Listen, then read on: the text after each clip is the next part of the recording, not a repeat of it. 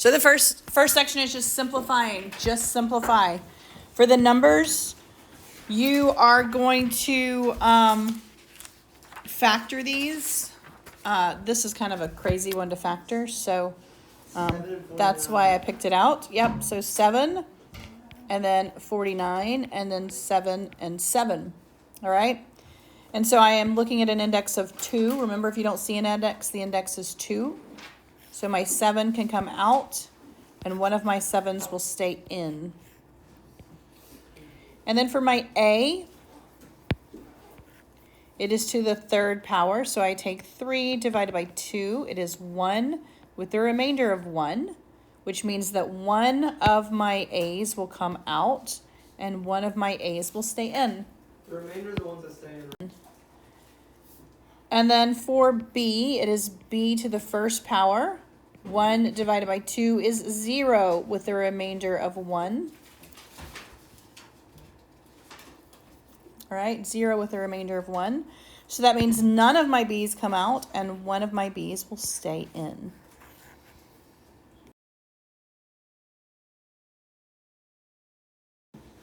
All right, for multiplication, I need to first check and make sure that my indexes are the same, and they are. And so I can simply multiply.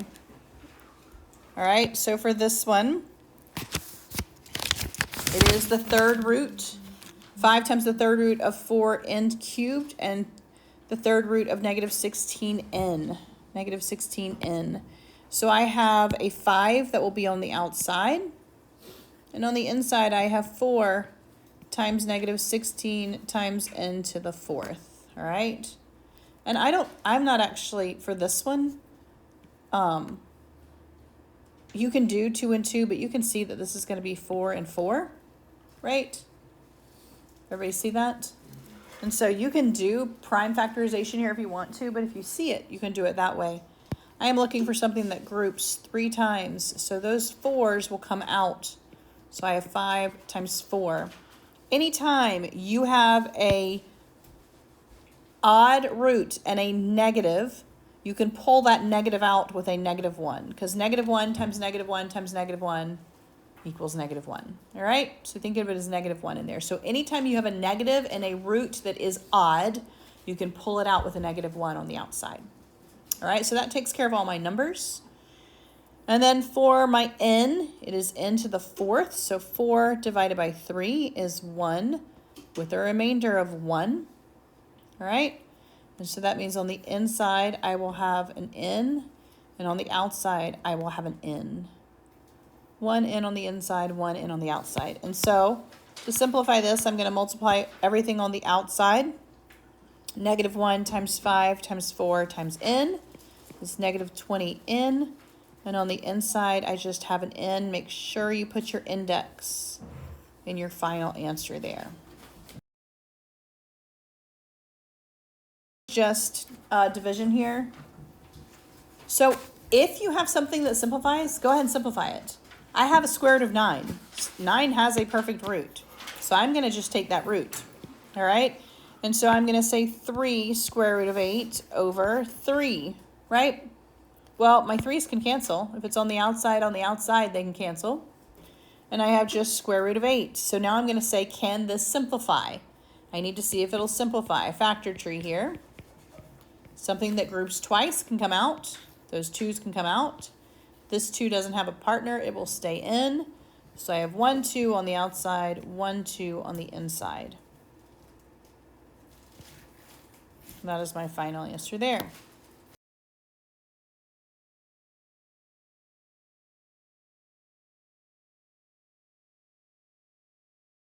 Adding. In order to add, they have to be like. These are not alike. But both of these simplify. So I'm going to simplify them first before I decide if I can or cannot use them as like terms. So I'm going to simplify my 12, 2 and 6, 2 and 3. I'm going to simplify my 27, 3 and 9, 3 and 3. All right. For grouping, my 2's group, so those can come out.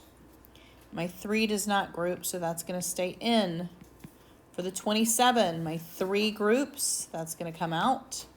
This does not have a group, so it is going to stay in. All right. Now they're actually like terms. So now I can add the 2 square root of 3 and the 3 square root of 3 by adding just the outside terms. 2 plus 3 is 5 square root of 3.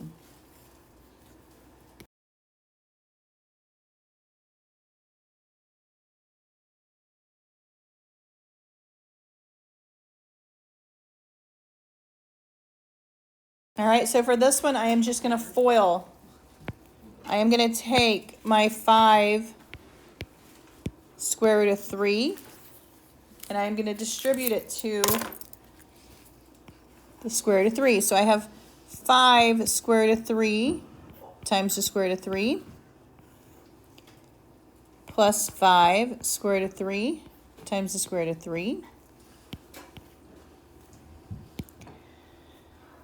plus, I'm going to distribute now my 2 square root of 2. 2 square root of 2 times the square root of 3 plus 2 square root of 2 times the square root of 3. If I am multiplying roots, then I am just multiplying what's inside. So square root of 3 times square root of 3 is just what? 3. So I have 5 times 3 there, plus 5 times 3 here, plus square root of 2 times square root of 3 is square root of 6. So I have square root of 6 there. And this is also going to be 2 square root of 6. Combining my like terms, I have 15 plus 15, which gives me 30. These are alike, so I add my 2's. 2 and 2 gives me 4 square root of 6.